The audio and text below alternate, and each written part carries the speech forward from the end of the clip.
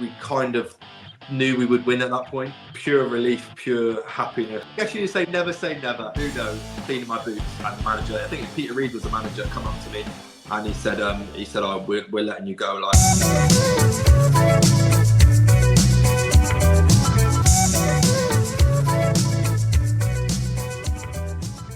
Hello everyone and welcome to episode 20 of the Blues News podcast. Today I've got a very special guest, someone you all know, ex-Southend United player and current Millwall defender as well, Ryan Leonard. Firstly, Ryan, how are you, mate? Yeah, good, thank you. All good. All good, thanks very much. Yeah, I'm really excited about this.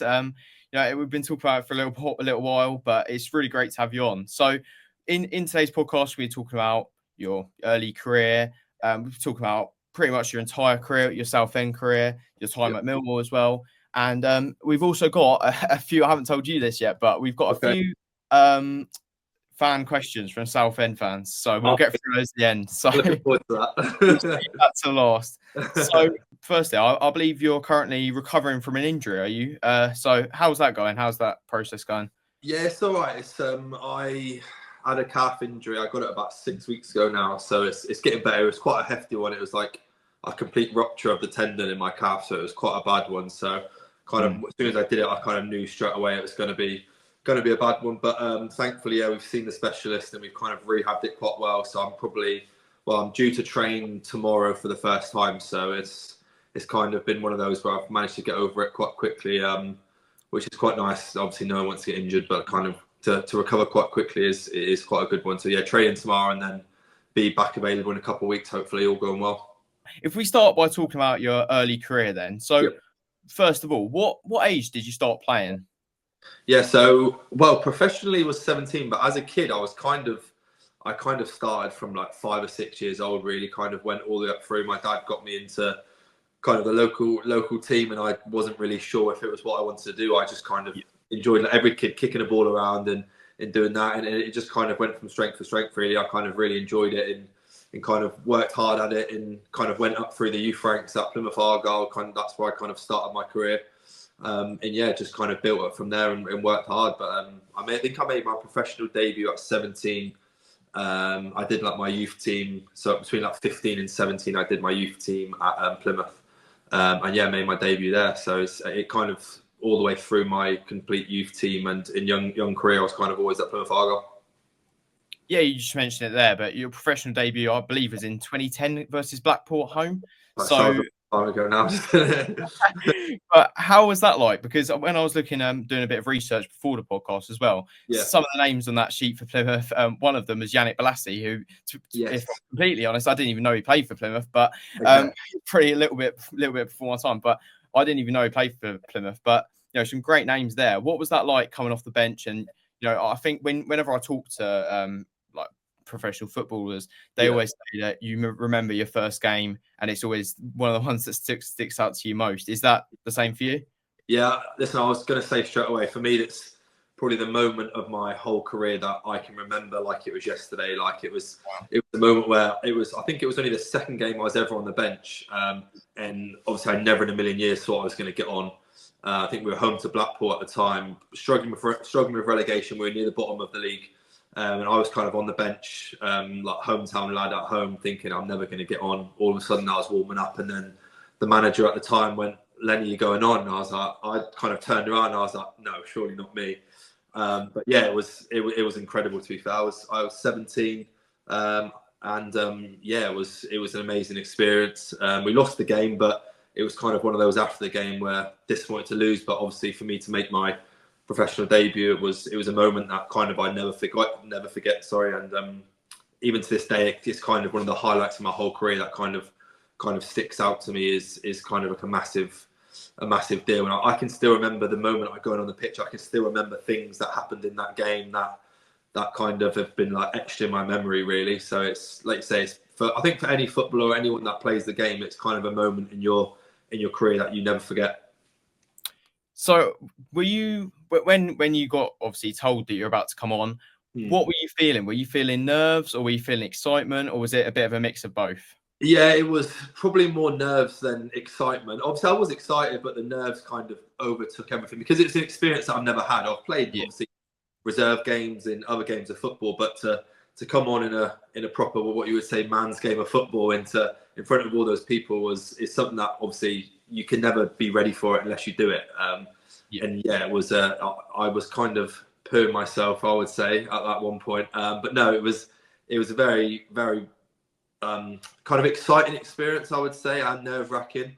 But it was something that I never fit. And the adrenaline you get when you go onto the pitch for the first time, when you've never done that before in front of, I think before that, the most amount of people I've played in front of was probably a couple of hundred, like the FA Youth Cup.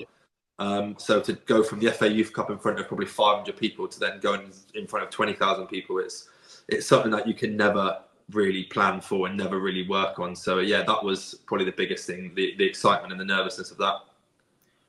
Do you think Plymouth is still a club that you really, because I believe Millwall and Plymouth are in the same league now. Yeah. We'll talk a bit about later the fact that Plymouth were in the playoffs at the same time as Southend. Obviously, we're going to talk about the playoffs with Southend in great detail later. But is Plymouth still a club you really hold close to your heart? Yeah, definitely. I kind of all the teams I've played for, kind of obviously Millwall at the moment and Southend and Plymouth and Sheffield kind of thing. It's Plymouth's a kind of a massive part of like my life, really. Like my family still live down there, my parents, my sister still live down there. So it's a result that I always kind of look out for. I always want them to do well. Obviously they're struggling at the moment, but obviously they got promoted a couple of years ago and did really well. And they're a massive part of kind of my life and how I've grown up, really. So I always kind of look out for their result, want them to do well. Even after I got released, I was one of those where I was kind of still wanting them to do well, even though I was disappointed to leave the football club. But I kind of loved it there, and it's a massive part of, obviously, if I try to go home and take my kids back there, and one day I'd like to take my little boy and watch a game there as well. It's kind of, I did it as a kid. I was kind of ball boy to youth team, reserve team, and straight to first team. So it's kind of went up through the ladder at that football club, and it's a club that I kind of will always love and I'll always cherish, really. Yeah, well, you just mentioned it there. Obviously, after making your debut, you were released in the 2010 end of the 2010-11 season. I believe you were about 18 or 19 at the time. Was that hard to take, getting released? Oh, I can remember that as much as I can remember making my debut. I can remember it now. I was cleaning my boots, and the manager, I think Peter Reid was the manager, come up to me, and he said, "Oh, we're letting you go. Like you can leave the football club." And it kind of took me by complete shock. I was always kind of like quite well liked at the football club, and then obviously I was literally cleaning my football boots, and I got told I was leaving. So it was kind of, I think it's for all young players, it kind of like completely rocks your world, doesn't it? It completely kind of throws you off, and you're kind of a bit like, wow, like what next kind of thing. It can be a daunting experience, and I can remember it as well as I can remember making my debut. Like it sticks out in your memory that much, and I think it kind of, for me personally, it kind of like made me as a person. It kind of created the fire inside me to think, right, I'm going to go now. I'm going to go somewhere else, and I'm going to go and really try and push on and show people that I can play the game and I can be good enough to kind of create a career for myself. Yeah, and you touched on it there, the almost brutal nature of coming through these academies and the cutthroat nature where you just, 1 minute you're cleaning your boots and then you're released. How did you find the whole experience of coming through an academy and coming through literally from, I believe you joined at like the age of 5, or well, you were in Plymouth at the age of 9, I believe. So it's, what was that whole process of coming through the academy, getting into the first team as a whole? What was that like? It was amazing to be kind of like a hometown lad and to go and play for your own team type thing that you've grown up watching. You've done all that. You've supported the team, and then now you're on the pitch playing for the team. It's an amazing experience. It's difficult because, like you say, you don't always. There's not many players now that go and play for one team in their whole career. Like it's very rarely you see that nowadays. And it was one of those where I kind of left the football club not expecting to leave. I wasn't planning on leaving. Obviously, I wanted to stay. I wanted to stay there for as long as possible, being a fan of the club. But yeah, it's a crazy experience. It's fun because it's, like you say, it's a football club you love. So you're kind of playing through all the ranks. You live in the area. Your family go to the games in the area. So it's a really enjoyable. I think I literally lived 5 minutes away from the stadium at the time. So I was a stone's throw away, really. So it was an amazing experience to go. I think it was 10 years through all the youth team, all the ranks. Do my 2 years youth team there as well with which was an amazing experience. Hard work and a lot of the things you don't see running up and down the stadium when no one's there, and your fitness and all things like that. But it was amazing. I wouldn't change it. It's sad you getting released, but we'll get onto it in a moment. But with Southend, if you hadn't been released, maybe you would never have become the legend that you are at Southend. And you'll see later with the fan questions just how many people. I mean, I think I put the questions up at about 6:30, something like that, about an hour before we're filming this. And I've had so many questions. Oh, really? Yeah, so definitely popular even today with the Southend fans. So if we go on to talking about your Southend career, and if we start, well, literally with your first pre-season with the club. So you had a trial period. So first, how was the trial period? It was probably the best trial that I could have ever had. I think it's probably one of the best trials anyone's ever had. It just everything seemed to work. Yep. And well, going into pre-season, you carried on that form, scoring 3 goals in your first pre-season, which is just mental. Even one from your own half, which is pretty crazy. So what was that like? Because you'd had one of the lows in your career of getting released by your home club. Yeah. Then going to another club and impressing like that. What was it like to just hit the ground running straight away with Southend? Yeah, it was just kind of all happened all of a sudden, really. Because in the start of pre-season, I didn't have a club, so I had nowhere to kind of play, and I wasn't sure what's going to happen. So I went and trained with my one of my dad's good friends was manager of Tiverton Town, who are in Somerset, or a non-league team, and they kind of did my first 2 weeks of pre-season there. I was kind of getting my fitness work in, and then 𝗘𝗪𝗡𝗡𝗅, obviously, who was the Plymouth Argyle manager and did a lot at Southend United. He kind of brought me up for a trial, and I played in like a trial game with, I think it was like 18 other trialists. So it was like 11v11 game at the training ground with like 18, 19 trialists. So kind of everyone just turned up one day and you kind of played a game, and I kind of played quite well, did okay. I think it was my nan and granddad drove me up to the game, because I didn't know where to go. From Plymouth to Southend, there's like a 6-hour drive, so I had no idea where I was going. So they drove me up to the game. Played pretty well. I was playing right back at the time, and kind of drove back home after the game. It was like a 6-hour drive home. Next day, 𝗘𝗪𝗡𝗡𝗅 rang me up and say, look, we want you to come back and kind of do like a 2-week trial. So I was kind of straight away, I was like, look, I'm coming straight back. Got straight back in the car again and came up. And I think my first game was 𝗟𝗪𝗢𝗡𝗡𝗅 away, where I played 45 minutes, scored a really good goal out of kind of nowhere, really. And it just kind of went from there. Built up confidence. Obviously, when you go from being released at football club, you're kind of at rock bottom confidence wise.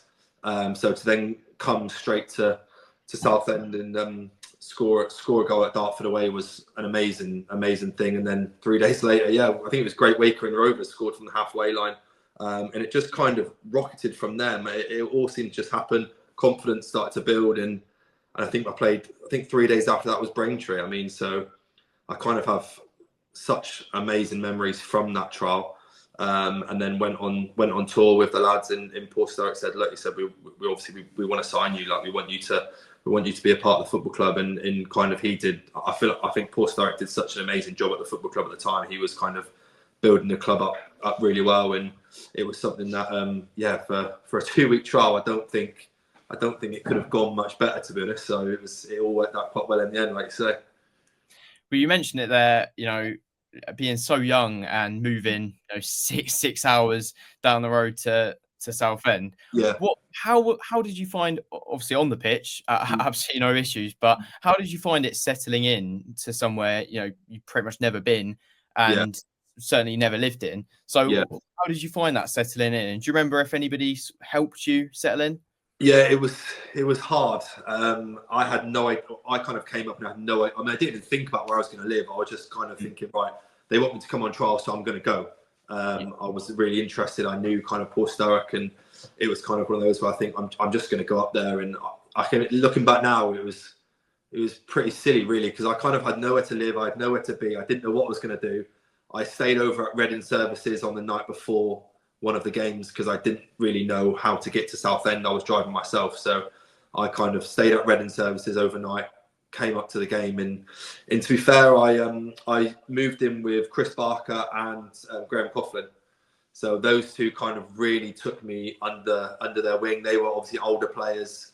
I was only 19, so those two were kind of like older brothers to me, really. They kind of really took me in, and we all lived together, and they kind of did everything for me, cooked for me, cleaned for me, took me to games, helped me in every way, really. So it was, but yeah, to move up there, I had no idea where I was going to live. I wasn't sure, so I just kind of, they said, look, you can come and stay with us for a little bit. Kind of got my head down, and in the first couple of months, I would say it was hard, just because I'd never lived away from home. I'd never really left home, to be honest, for more than 2 or 3 nights. So it was difficult. It was tough to kind of move to a new area and to not know anyone. And to do that was obviously difficult, but it was kind of, looking back now, it was the best thing that could have ever happened to me, really. It kind of created me from being probably like a young kid, really, that didn't really know what was going on, to kind of becoming a man, as you say. Like, it's the cliche, like, kind of saying, but it kind of created me to be kind of like a man, and to learn kind of the world a bit more. Yeah, and carrying on your amazing form at Southend, you settled in really well. And if we fast forward to the 2014-15 season, undoubtedly, you knew we were going to talk about this, of course, Southend podcast. We're going to talk about that season. So, if we talk about the season as a whole, obviously a massive standout season for, well, not only yourself but Southend as a club in our history. Yeah. So, what was that whole season like? It was strange, because the year before we'd lost in the playoffs. Yeah. And it was kind of, to start with, the first, probably we went back to pre-season. Everyone was a bit, you do kind of have a little bit of like the playoff hangover. You're a bit like, you've had a long season before, you've had less time off, so you go back to pre-season. And it was that the first couple of weeks of pre-season was a bit like, right, we kind of need to sort ourselves out here and get back into the swing of things. Obviously, we had Phil Brown as the manager, we had 𝗟𝗬𝗡𝗏, and we had a really good set of staff there as well, which really helped us and really got us focused again. And it was a really good season. We had a lot of really great memories. We had really good players. We had a great team spirit more than anything. I think any teams that do well, and any teams that kind of have got a really good set of players and a good set of lads, we all got on so well. We had really good groups. We had kind of, everyone kind of lived locally.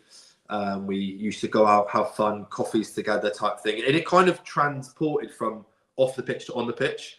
And it was a hell of a season in terms of that. And kind of, it couldn't have really finished in a better way, really. It was one of them. I think we had the disappointment of the end of the season. I think it was Morecambe away, wasn't it, on the last game? Yeah. Where we obviously had to go and win the game to get automatic promotion.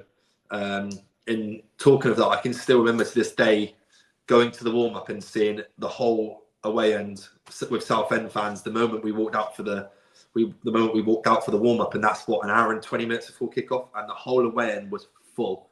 And I can remember us as players, we were like, wow, this is kind of like a hell of an experience for us at League 2 level. You don't see many away ends to go from Southend to Morecambe an hour and a half before kickoff. Like, you don't often see it completely full like that. So that kind of took our breath away a little bit and took us back, and thought, wow, this is a hell of a following we've got here for this game. Obviously, losing the game, it was disappointing, but kind of in hindsight, it was a good thing, because then we had the playoffs, and then we had the playoff final, really. Yeah, well, even now and we'll talk about the playoff final in a moment, of course. Yeah. But even now in National League, the following that Southend get is just amazing. And well, I've been on plenty journeys myself with the club. But how crucial do you think the Southend support was from the fans during your time at the club? Yeah, it was huge. We had, like you say, the fan bases for the area. The football club is kind of everything to the fan base, and it's everything to the area. And I feel like every year we just had such a great following. Away games, home games, we would get nearly a sellout pretty much at every home game. I can remember games like Luton at home where we won 1-0 down to 10 men. Just they got us over the line in so many games. And like you say, that Morecambe game, I mean, it was 10 years ago now, and I can still remember to this day going out for the warm-up and seeing the whole away end on the right-hand side, Morecambe way. I can still remember the whole away end was completely full, and we couldn't believe it that early before kickoff. So I mean, I've tried to watch a few of the highlights of this year in the last couple of years, and I can see that it hasn't changed. Like, especially away from home, obviously in the National League, you're getting the lads are still getting a hell of a following, which is fair play to every single person that's doing it. Yes, certainly. Well, you mentioned it before about how you were just 1 point off the automatics in the end. Were you, looking back now, I'm guessing what you're going to say is that you wouldn't change it for the world. But looking back now, is there still that, what if we just got into the automatics, or do you just think actually it's almost a bit of a silver lining that you got into the playoffs because of what happened afterwards? Yeah, it was obviously a blessing in disguise, wasn't it? Yeah. I can remember coming back from Morecambe, and me, Will Atkinson, and Barry Cole were all living together at the time.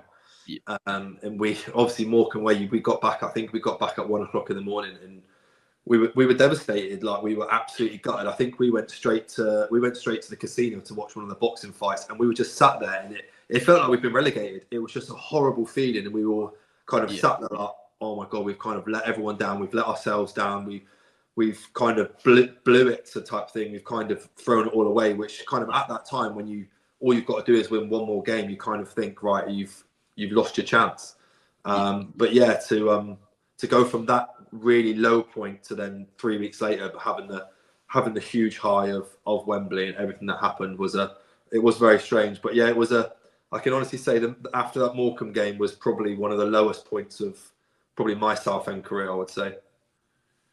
Yeah, well, in the playoffs, obviously you played Stevenage. We'll get onto that game in just a moment. But on the other fixture, it was Wycombe versus Plymouth. Was it ever in the back of your mind about the prospect of facing your former club in Plymouth in the final? Obviously, they didn't make it in the end, but yeah, was that in the back of your mind a little bit? To be honest, no. When you're kind of there, obviously I was a Plymouth fan growing up, but once you're with a team and you're kind of focused and it's your career and it's your livelihood in your own hands type thing, you don't care. I didn't care who we would have got. I wasn't interested in who we would have played in the playoffs. It was kind of one of those where we went into that Morecambe game and we knew we had to win the game, and it didn't happen, and we were obviously gutted at the time. But the moment kind of we moved on from that game, we went to the next day and we focused on the playoffs. But whether it was Plymouth or Wycombe or Stevenage or whoever it would have been, it was kind of just would have been another game that was kind of in our way that we needed to win. Well, if we move on to the Stevenage game, if we go straight to the second leg, obviously Southend went 1-0 down, but you scored the equaliser to take us to extra time. So a good game to talk about with you. Yeah. How did that feel? Yeah, it was amazing. It was a hell of a night. It was because I think I actually pulled my glute on the first leg. So the Stevenage away game, I kind of got injured during the game. But I kind of didn't really. I spoke to the physio, and the club knew that I got injured in the game, but I was one of those where I was like, you just had I had to play. Like, it was one of those where I really needed to play. And I think it was about 5 or 6 days between the first leg and the second leg. And I hadn't trained, to be honest. I didn't train from the first leg to the second leg. I kind of did a fitness test like a couple hours before the second leg. And I remember Phil Brown saying to me, and he's saying, look, are you going to be able to play? Like, and I was like, look, I have to play. Like, I'm just going to have to try and get through it. And thankfully, just the adrenaline of the night, the whole experience of the game. I think it was 0-0 the first leg, wasn't it? And then the second leg we went 1-0 down. And even then, the atmosphere was nights like that at Roots Hall was something else. To be fair, the fans created such a great buzz in the stadium. It was such a great atmosphere, and I can remember it coming to the back stick. Now I kind of just took a touch on my chest and just thought I just kind of need to get it over the keeper but below the crossbar, and thankfully it went in, and kind of it ended up being a great night at Roots Hall. Yeah, and a really nice finish as well. I'll try and get it on the screen now. When I was doing research for it, I did find it, so I'll try and get a video on the screen. I've watched it a few times. Yeah, I'm sure you have, but I'll get it on the screen so you can watch it once more. Yeah. But so we'll get it on the screen. But so obviously in extra time, you win that game. Yeah. So, you know, I think it would have been the first time in your career that you ever played at Wembley. Yeah. How was that feeling of not only winning that game, getting to the final, but knowing that you're about to play at Wembley in front of what turned out to be over a 30,000 crowd? Yeah, no, it was amazing. It was more kind of at the time after the game, after the second leg, it was more relief really, because the game's gone to extra time. It's completely drained you of all emotion, obviously physically and everything. It was kind of a relief to get over the line and just to think, right, we can kind of focus on the final, and it being kind of one of the biggest games in everyone's career, really. A playoff final, whether it's Championship, League One or League Two, it's kind of one of the biggest games you can ask for. It's do or die, really. You're kind of promoted or you're back in the same league again next year. So it was an incredible experience to play there. It's the one and only time so far I have played there. I'm hoping I'll get to play there again one day. But it was an amazing place to obviously play football. It was kind of a hell of a day for everyone. It was kind of like a draining day as well. It's kind of like a strange one, because you're so excited to play there, but it does drain you at the same time. It's so physically and mentally demanding to play games there, along with the whole atmosphere of it. It was an incredible experience, and in one, thankfully, we can look on it with good memories rather than the other side of it. Yeah, absolutely. Well, you said earlier how nervous you were, and there was some excitement, but you were really nervous for your debut with Plymouth. So this is a few years down the line. You're a bit more experienced in football at this point. Yeah. How did the nerves stack with going on the pitch for your debut with Plymouth compared to stepping on the pitch at Wembley with Southend? I would say it was more excitement than nerves. It was more excitement. It was more apprehension. We kind of wanted to get the game going. I can remember the night before, we were kind of all sat in the hotel and we were just like, we just want to get the game going now. We just want to go to bed, wake up. Let's just get the game started. Everyone was excited. Everyone wanted to play the game. And I think you do learn that the more games you play in your career, you kind of understand how to kind of channel the emotions and your feelings a little bit more. So I kind of obviously I wasn't kind of an older player. I was still fairly young at the time, but it was kind of one of those that I really tried to channel it in a different way and just really tried to focus all my energy on the game. And because you're worrying about, obviously you want your family to get to the game, you want to make sure they're there and everyone's happy and settled. Obviously everyone wants to come to the game, so you kind of do that part of it, and then you kind of just want the game to start. Really, you're warming up and you're thinking, let's just get going. You quite happily skip the warm up and just start the game straight away. It's one of those, and yeah, I would say you kind of really do focus on that excitement rather than nervousness and try and play it that way. Well, with the game itself, it ended 1-0 after extra time. 1-0. Terrible. I can remember it. It was terrible. 1-0 after extra time, with penalties obviously deciding it. Were you nervous about the fact penalties were coming? Because I know as a fan, whenever I watch a game, whether I'm neutral or whether it's my team, whenever there's a penalty shootout and it's coming, I always feel a bit nervous, even as a fan. As a player, when it's getting towards those last few seconds of extra time and you know it's going to penalties, were you feeling the nerves? Yeah, well, it was 1-1, wasn't it? After its time, it was 1-1, and then Pigs getting that goal was kind of one of the, I can imagine, for every single Southend fan that was at the game, wasn't at the game, kind of. I'd left early, because I know a few people had left early for that game and tried to run back in. My two brother-in-laws now were two of the lads that kind of went early thinking the game was over, and they tried to run back in the turnstile. So, but no, I can remember obviously Pigs scoring the goal, and it was just pure relief. And I think I couldn't even celebrate. I was so tired at the time. I couldn't even run over to celebrate. And knowing that it was kind of going to penalties, it was a kind of a weird feeling, just to say that we kind of knew we would win at that point. It kind of the whole manner of the game, the Pigs scoring the last kick of the game, going to penalties, we've got the momentum. We kind of not knew we were going to win, because you never know if you're going to win a penalty shootout or not, but just the momentum and everything was kind of on our side. And I can just remember it thinking, I think we're going to win it. We had really great lads. We had really technically good footballers in the team to take penalties. And for me, we had the best goalkeeper at that level, without a doubt. So it kind of made the whole process probably slightly more favourable. So yeah, I was more confident than kind of apprehensive going into the penalties, which very rarely you kind of do say that, really. Yeah, well, you speak about how confident you were, but Ben Coker actually missed the penalty at the second one, just before you. So when you're stepping up to take that penalty, you know, it's a nervy thing anyway. But when your side have just missed one, you know, there's almost extra pressure on you to get that penalty, because if you miss 2 in a row, it's pretty much all but over. So when you were stepping up for that penalty and you saw 𝗘𝗩𝗢𝗡𝗏 miss, were you really feeling the nerves at that point, or was it still confidence? I was just blaming Coke. It was his fault for missing. I was thinking, Christ, cheers, mate. Thanks for that. It was obviously we had. I remember the 5 penalty takers. We had 5 really good technical footballers, and kind of going third, it was just one of those where I thought, like you say, you have to score. If someone misses a penalty, which, I mean, everyone misses a penalty, it happens. It's for people to have the want to take a penalty, for me, is more than what anyone, to have the bravery and to have that thought process of taking it, whether you score or not, you have to be brave to even step up and take one. So for me to kind of know that I didn't have to score, but you like you say, if you miss 2 penalties in a row in a shootout, you kind of haven't got much chance. So I kind of knew that going into that. We'd obviously practiced them all week as well. Phil Brown was kind of a big person on practicing for that in case it ever come down to it. And I just kind of put my foot through it. It was something that to be honest, I don't really remember taking my penalty very much. It kind of you kind of just go blank, and you just kind of go into like a weird daze of nerves and everything. And yes, it's probably the moment I remember least of the whole day of the whole game was me stepping up to take my penalty.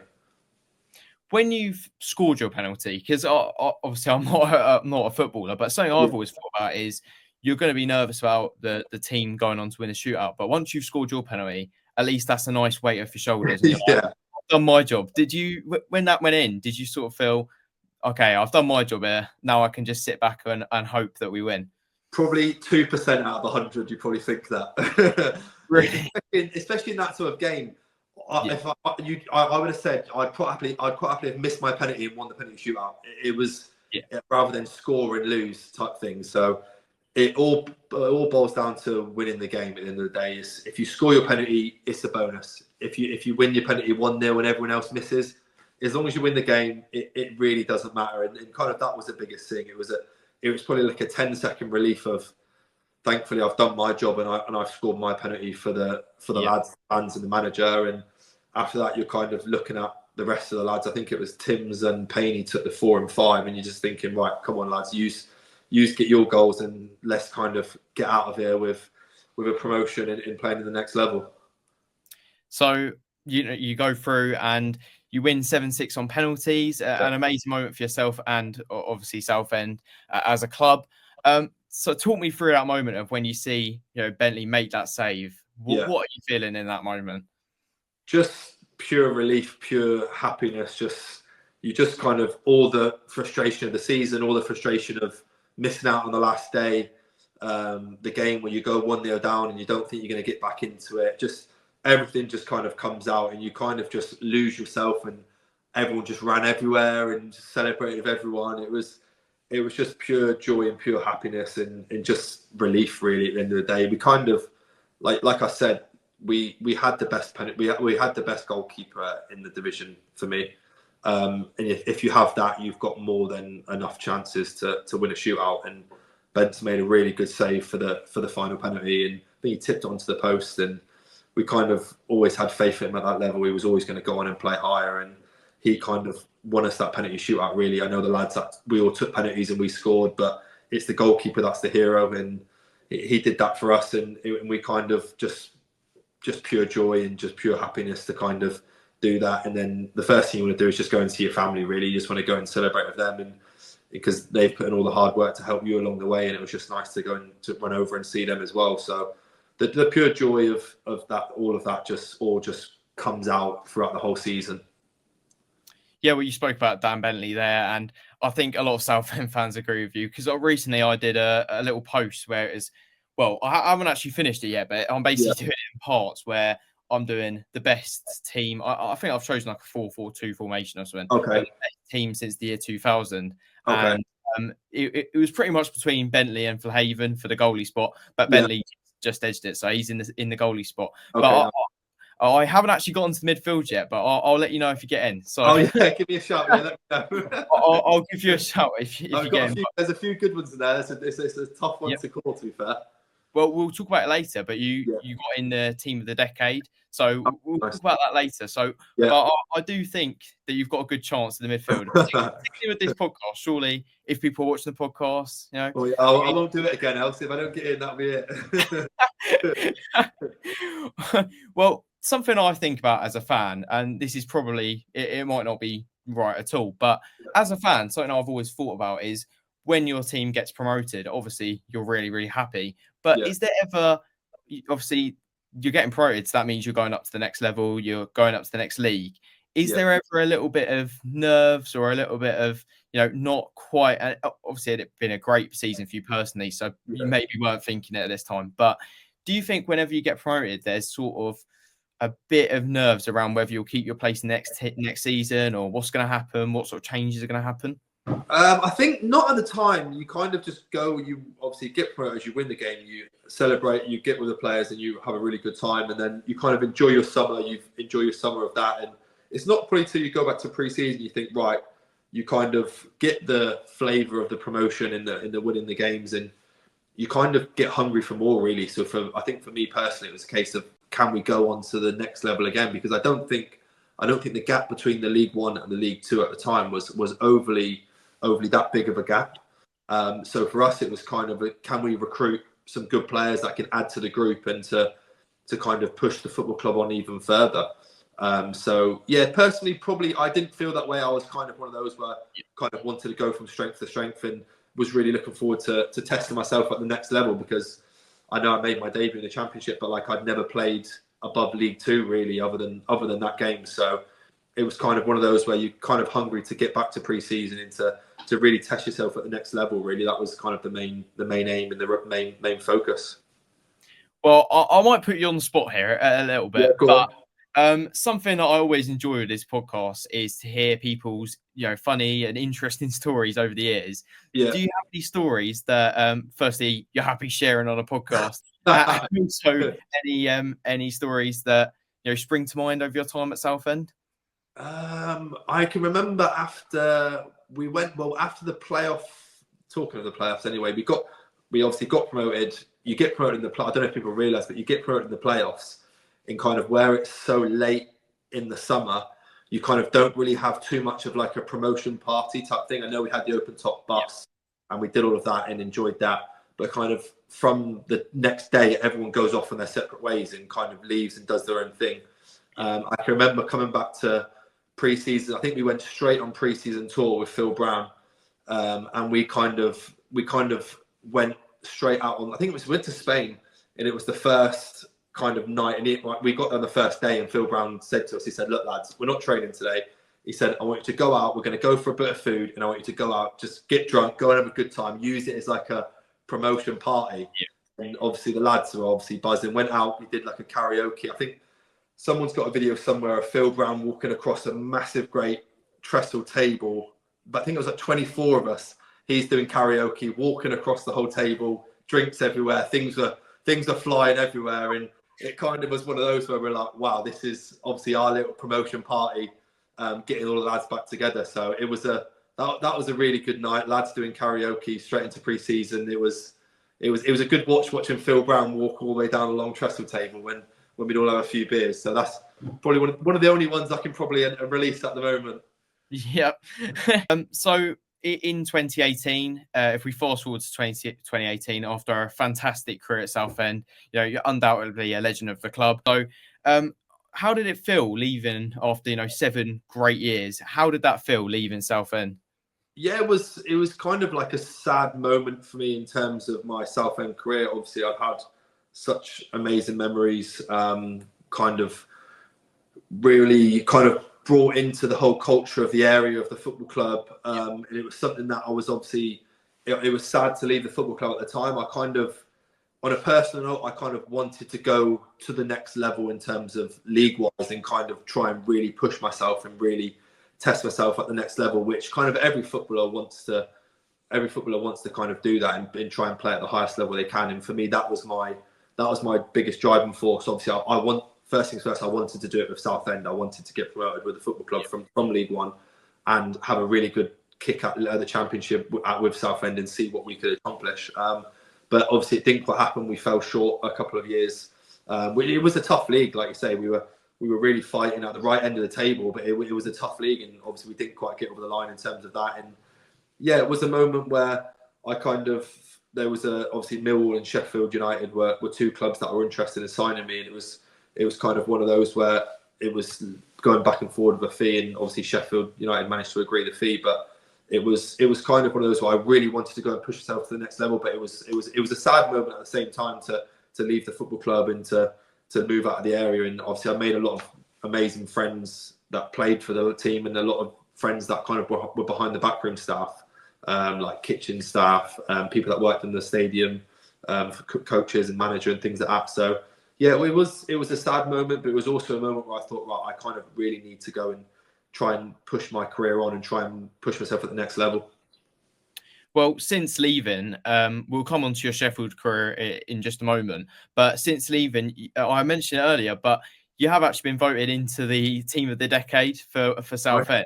How did that feel? How did that feel getting voted into the Southend team of the decade? Yeah, no, listen, it's lovely. Like it's nice to be recognised, and it's like nice to be recognised by the people that are kind of coming to watch you week in, week out, and kind of supporting you. And at the end of the day, everyone has their own opinion, and everyone's opinion is very valid of what they see and what they enjoy watching. So to obviously get that, and like I said, there's a lot of amazing players that have played for the football club over the last 10 years when it was voted for. So it was a hell of an accomplishment that I'm obviously very proud of. And yeah, there was a lot of people that could have made it in there quite easily. So obviously, I'm obviously thankful that everyone did vote for me, really.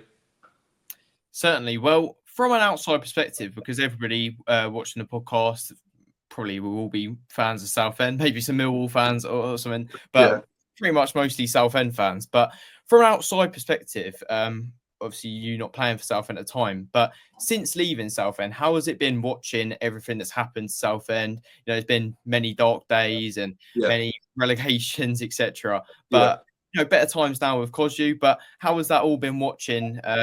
Obviously Southend since you've left. Yes, obviously I took a very keen eye on watching things, and kind of my wife's family and that still kind of support the football club, and they still live in the area. So I've kind of always been keeping up to date with games and things behind the scenes. And yeah, it's a sad time for it. Obviously there's been a lot of lows for the football club the last few years, and it's something that obviously I wasn't involved in anything that was going on. So it's kind of a bit like I was kind of looking as an outsider, not really sure what was going to happen, where it was going to go, hoping that it was obviously all going to get resolved. But I was kind of looking on with worry and kind of sadness to see what had happened to the football club. And like you say, hopefully now it's kind of turned a corner, and it can really kind of get back on the upward trajectory that the football club deserves, and the fan base in the area deserves. And I hope they can, and I hope they can get promoted. Hopefully, whether it can be this year via the playoffs if they can make it, or next year to try and get out of the league and to really push on. But yeah, it was a difficult time to kind of watch as a fan, and to kind of look at everything that was going on. And it was just something that I was kind of hoping and praying that would get resolved. And thankfully the people that have kind of managed to sort it out now and kind of can really pick the club up, and obviously hopefully Kev can get the lads going as well, like they have been, and really push on. Absolutely. I'm not sure if it'll be this year, but well, we had a really good result. You never know. Hopefully. Well, you never know. Definitely not. And I'm quite an optimist, to be fair, when it comes to football. So, and we got a good result against Älvsjö the other day. I couldn't go. Of course, it's one of the only games that I missed. But yes, of course, I missed one of the best games. But a good result there. So, moving on, beyond Southend, obviously you joined Sheffield United, but after about 7 months, you moved on to Millwall.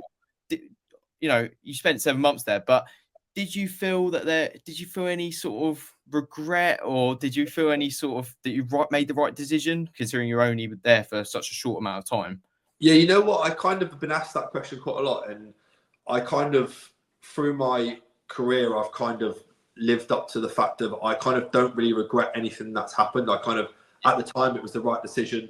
It was the right decision for me. It was the right decision for my family, and it just didn't work out. It was just one of those moves where for things that were on field, off field, whatever it was, it just didn't work out. And I kind of believe that everything happens for a reason in terms of that. And for me, it was the right time to leave Southend. Obviously, it was sadness to do that, but it was the right time to do it, and it was the right move for me at the time. And yeah, it just didn't work out. And I've kind of always looked back at my career and kind of, I would never regret anything that I've done, from being at Plymouth to coming on trial at Southend and then leaving Southend to go to Sheffield. So I've kind of always tried to stick to that and kind of just say, look, you make your decision. You make the decision what's best at the time. And I feel like everyone does that anyway in their career and in everything they do. So I kind of think you kind of do what's right for you at the time. And unfortunately, it didn't work out. But I don't regret it, because at the time it was, like I said, it was the best thing for me. Certainly. Well, we'll move on to your Millwall career now. So we've spoken a lot about Southend, but you know, as you can probably expect, considering it's Southend podcast. Yeah. But we'll talk a little bit about the club that you're at now, which is Millwall. So, firstly, how has it been at Millwall since your time there? Yeah, I've loved it. It's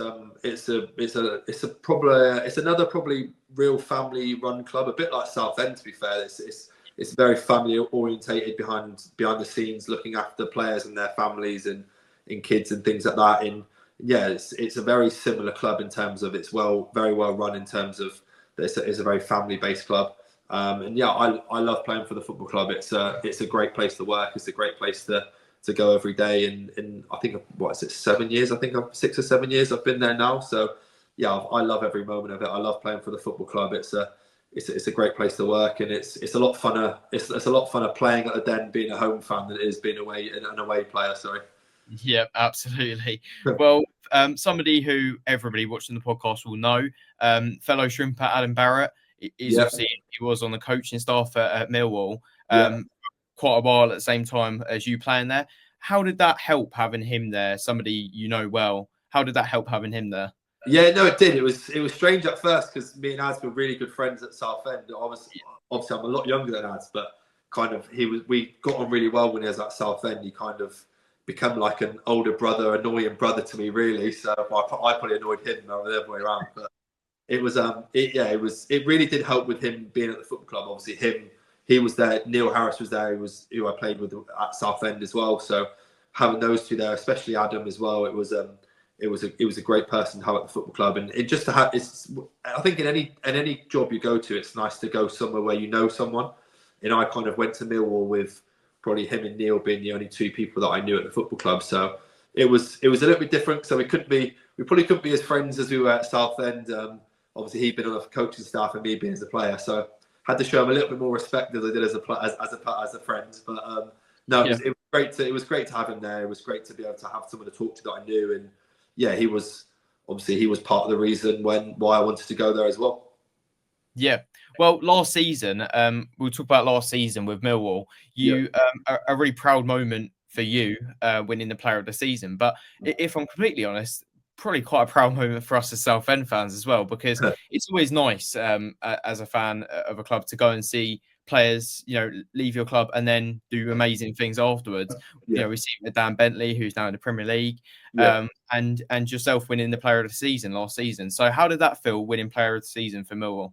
Yeah, it was amazing, to be honest. Obviously, I did struggle with injuries the couple of years before that, which obviously was difficult because I'd never really struggled with injuries in my career, and I kind of had a 2 or 3 year period where I just couldn't not be injured type thing. I'd go from one injury to the other, and I'd play a few games, and it was just a reoccurring thing. So to go last year to go and play like 35 games and to be named as Player of the Year was an incredible honour to kind of do that at Southend, and then to be able to do it at Millwall was a hell of a big accomplishment for me. And it's something that I'll always be very grateful for, because at the end of the day, it's voted by the people that watch you, the people that go to games and go away from home and home games. And so for me to obviously receive that was an incredible honour. And yeah, it was something that I'll kind of never forget, and kind of trying to keep all the trophies that I've won in terms of things like that. It's just obviously it's nice to have them around the house and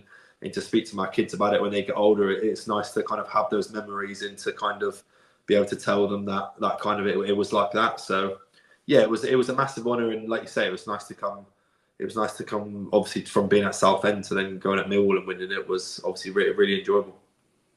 Definitely. Well, one more thing I want to talk about, and then we'll Yep. get on to talking about well, a few fan questions. Okay, yeah. Not to keep you too much longer, but That's good. oh, perfect. Well, coming up on the 23rd of May, there is going to be an evening held with the playoff winners celebrating 10 years. Probably quite a good time to do this podcast, to be fair. Yeah. Celebrating 10 years since that playoff win. So are you looking forward to that? Yeah, no, I'm really excited about that. I only got told a couple of weeks ago. So I got put in a group chat and I heard about it a couple of weeks ago, and I was definitely into it. Obviously, I was really excited to do it. It'd be nice to see a few old faces. And I'm still living in the area as well, so it's kind of one of those where I can still come in and really enjoy myself. And yeah, I'm really looking forward to turning up for that. And it'll be nice to see a few players, a few people that are obviously on the pitch, and a few fans as well. So I think it's a really good idea. I think it's nice to mark the kind of the 10-year anniversary of that season, and to really look back on in such amazing memories. I'm sure the fans will, obviously the fans the people that come to it, and everyone enjoys it. It'll be a really nice evening.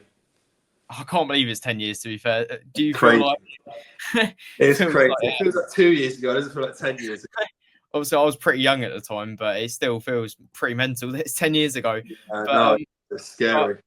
So I'll leave some information about that in description, because it'll be a great night. I'm sure I'll be there, so it'll be a good night. So we'll move on to some questions from the fans. I mentioned it earlier to you, Ryan, but I put out a thing on Twitter and Instagram saying that I was interviewing you about an hour before, and the amount of responses that I had was pretty ridiculous. So, well, hopefully I've got everyone's response here. I said if it was after 7:30, obviously I've been talking to you, so I couldn't have seen it, but I've got pretty much everyone that are interested, sure. Yep. So, well, we've got about three. Well, we've got so many questions saying when are you coming back, which is quite a difficult question. I don't really know how you can answer that, but I guess you say never say never. Who knows? Never say never. There you go. I'm sure people get for that answer. That was Matt Ramsey, Sam, Simon. Lots of people said that one. I'm sure. Not the first time I've asked that. No, I'm sure it's not. So we got well, three people again asked pretty similar question in George Barber, Elliot Dawkin, and Matt Benson. They all got asked, what are your favourite moment and memories at Southend? I'm assuming you're going to say Wembley, but if there's I'll say something else. I'll say favourite moment. Oh, that's difficult. On a personal note, one of my favourite moments was the goal Oxford at home. I scored, which was my 250th appearance. That was obviously a really nice moment to mark it in that way, to score a good goal like that. Leighton Orient away in the cup. First leg we won 1-0 and I managed to score the goal. So that was an amazing experience. Obviously getting through to the final. So those two moments were really good. Sheffield United away when I scored from the corner and did the stupid dance, which I regret doing now. But no. I've got so many. There's so many, such amazing memories of different games that I've played in. But no, those 3 or 4 definitely stick out. Other than Wembley, I'll say those 3 or 4. Perfect. Yeah. Well, I'll try and get. I'll try and see what I can do about putting a video of the dance on screen. But oh no, yeah, if I can find it. So next up, we've got Callum, who asked an interesting one. What would you like to do when you retire? Oh, good question. So I'm training at the moment to be like a property surveyor. So I'm kind of doing that at the moment. I've started doing a course the last 6 months. So I'm kind of interested in that and kind of looking to go down that line of it. But at the moment, I'm 32 at the moment, but I'm kind of still really enjoying playing. So I'm not planning on retiring anytime soon. My body still feels good. I'm still really enjoying my football. So kind of it's one of them that it's not really on the horizon anytime soon for me. But yeah, I'm training to do that at the moment, which I'm kind of really enjoying alongside football. So I think it's important to kind of have other avenues as well, just to look at and to concentrate on. So yeah, that's something I'm really interested in. Well, next up we've got Roman, who said, "Who is the hardest opponent you've played against?" Hardest opponent? That's difficult. Good question, that one. Yeah, that is difficult. So last year was kind of one of the toughest years we had, just because the league was so hard. I would say Somerville for Leeds, the winger that's gone to West Ham now. He was probably for me last season. He was the hardest winger I had the whole season. He was really good.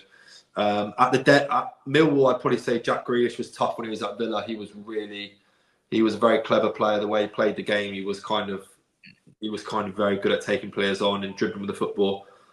Southend, I'd probably say the lad 𝗘𝗩𝗘𝗡𝗅 when he was at West Ham. That was only a pre-season game, but I can remember the game. I think we were 3-0 down and he scored a hat-trick and we were kind of a bit like, come on, mate, like, get yourself up. We don't really need this in pre-season. Like, for me, he was probably a standout player when we played them at Southend. Yep, definitely some top players. So next up, we've got Joe Clark, who asked, what is your favourite goal you scored for Southend? Oh, favourite goal? That's difficult. Would it be the halfway line goal in pre-season, or can you think of a different one? I don't know, because there's goals that I've scored really, like a few really good goals, but there's probably a few really important ones as well. So it is difficult. The Burton game in the playoff semi-final where we lost was one that I kind of really look back on was a really good memory. Obviously losing the game wasn't, but to score the goal that I did was really nice. Stevenage, probably just for the importance of it in the semi-final, was for me probably the most important goal that I'd scored in my whole Southend career. So I'll go with that one, and just because of the moment of the game, it kind of got us back in the game, changed the tide of the fixture, and kind of helped us to get through the game really. So I'd probably say the Stevenage goal. Sorry. Nice. Well, next up we've got 𝗥𝗬𝗢𝗡𝗡𝗅 218, who asked, would you want to become a coach after retirement and maybe join Southend's coaching staff? Well, you kind of touched on what you want to do afterwards. No, thank you.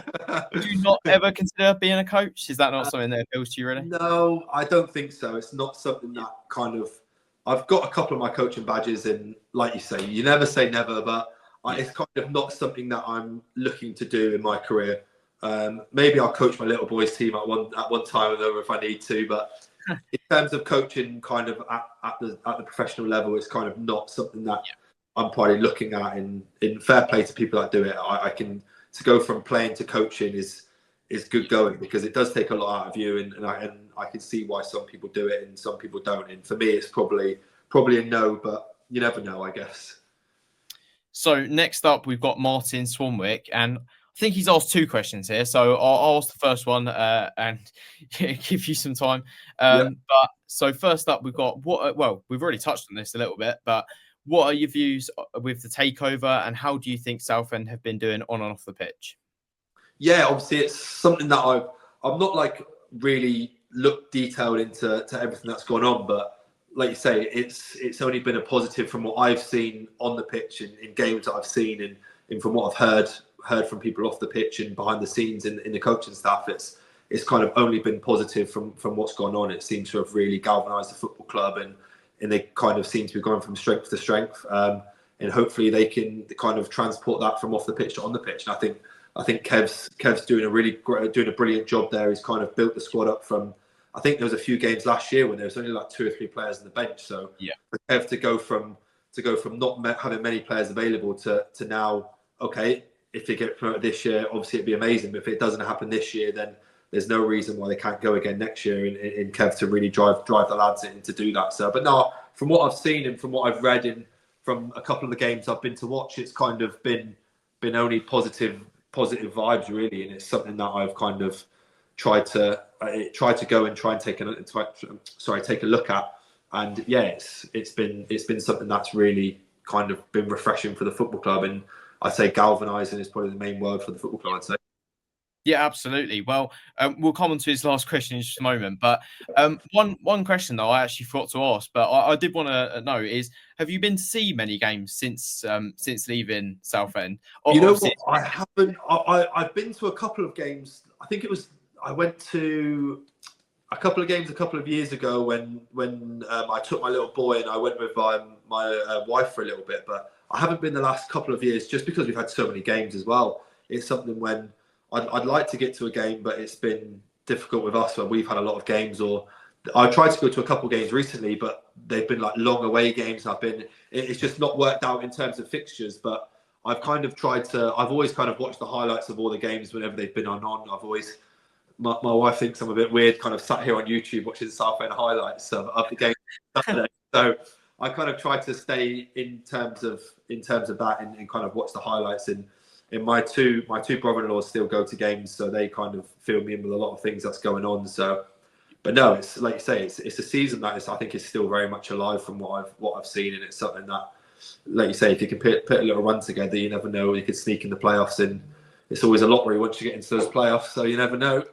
Yep. Has your son, shown any early signs of wanting to be a footballer? Maybe follow in your footsteps? He's obsessed. Really? He is obsessed. It's all we do at home. We just play in the house. He is absolutely obsessed with it. So yeah, he loves it. To be fair, we never really pushed him either. We kind of just left him to. Me and my wife always said, like, if he wants to play, great. If he doesn't want to play, it's really not a big deal. So he kind of will watch any game that's on. He's completely obsessed with watching the games, playing at home. He kind of plays on a Sunday morning as well. So he's only 3 at the moment, but he kind of smashed a few things around our house already. So he's kind of trying to get the weather better so we can get him out in the garden and get playing. So but no, yep. He's absolutely obsessed. So he's been to more Southend games this year, to be honest. So my brother-in-law's taken him to a couple of games this year. So yeah, he's really enjoyed it. So it's something that obviously I'd like to take him to a few games this year. So if they get in the playoffs, hopefully I might be able to get to a couple of games. Oh, nice. Yeah, well, hopefully we'll be playing for Southend one day. But it might be, you never know. Well, if we move on to Martin's last question, which is any recommendations in how we can get back to the Football League, and in brackets, hint, hint, back in a blue shirt, question mark? It's the same question, just backworded. Pretty much, yeah. No, I think Kev's doing a great job. I think you've got to keep really keep pushing on and keep trying to go with the lads that are there and just keep working hard. Really, it's kind of one of those where it doesn't seem, it's a tough league. I think people don't realise how tough of a league it is. There's so many games. There's so many players that have played. There's so many clubs, that have played in the Football League that have dropped down. And with it being one automatic and one playoffs, it's such a hard league to get out of. It's such a difficult task. So I think, like you say, I think with the more player teams in the playoffs, I think it's an avenue that I think the football club can still kind of get in. And I've kind of always said, you put a run together, you put 2 or 3 wins together, go unbeaten in 4 or 5 games. There's no reason why you can't sneak in there, and the momentum then can take you over the line, especially with a fan base that is at the football club. You get into those playoffs and no one's going to want to face Southend. I'm sure of that. Definitely. Well, as you said, it's really difficult to get out of the league at the moment, but they are they've introduced the campaign 3 up, which hopefully should see an extra promotion place. I think the EFL teams have to agree to it, but hopefully, fingers crossed that can happen. So hopefully, that'd be nice if it could happen. I think it'd be fair. I think that would be fair too. I think it's a fair to happen. But like you say, hopefully it happens. But I guess time will tell, really. Absolutely, man. You saw a few seasons ago where Wrexham and Notts County both on over 100 points, over 105 points, I think it was in the end. And Notts County had to go through the playoffs, which is just pretty ridiculous. It does seem crazy that you can have 2 to get over 100 points and potentially one of them cannot get promoted. It is a crazy thought process, and there's so many big teams in that league. From when I see the highlights of the Southend games and when I look at the league table, you see there's so many football clubs that have been in the league that are at that level. It's tough. It's not easy to get out of. No, definitely not. Well, that's the end of the questions, and that's pretty much the end of the podcast. I've really, really enjoyed it. Before I had you on, I was a little bit nervous, in fairness, because you're probably the biggest guest that I've had on yet. Pretty amazing to have you on. No, mate, it's cool. It's like you say, I've seen a few things that you've sent me, and it looks really good. It looks like you're doing good stuff. So obviously, keep it up. Hopefully, you get a few more nice guests. It'll be good. Yeah, hopefully, definitely. Well, is there anybody you think I should interview next? Anybody off the top of your head? Oh, good question. Who would you want to do? Who's kind of your next person that if you had a choice you would do? Out of anybody? Yeah. Boy, you put me on the spot, to be fair. I've switched on to you now. Yeah. I've not been asked a question before. So my dream guest, to be fair, I've always had growing up, one of my boyhood heroes has been Anton Ferdinand. So I would have always quite liked that. Yeah, but I mean, Adam Barrett would be pretty amazing to have on, to be fair. But yeah, I'm sure I'll have a few good stories as well. You never know. You could get a few on there. Hopefully you do. Yeah. Hopefully, yeah. Well, I've really enjoyed having you on. You know, when I spoke to some people before the podcast, everybody said that you're one of the nicest people they've ever met. So, and you know, you've absolutely lived up to that. So, I really appreciate you coming on. Is there anything you want to say before I end it? No. Obviously, thanks for everyone for watching or for supporting me over the years. Obviously, it's been a really enjoyable process playing for the football club, and yeah, just thank you for your support. Perfect. Thanks a lot, Ryan. But as he said, if anybody has enjoyed, you know, make sure to like and subscribe. Hopefully we've got some good guests coming up. So yeah, perfect. Well, thank you very much, Ryan. I hope everyone enjoyed. I'll see you all on the next one.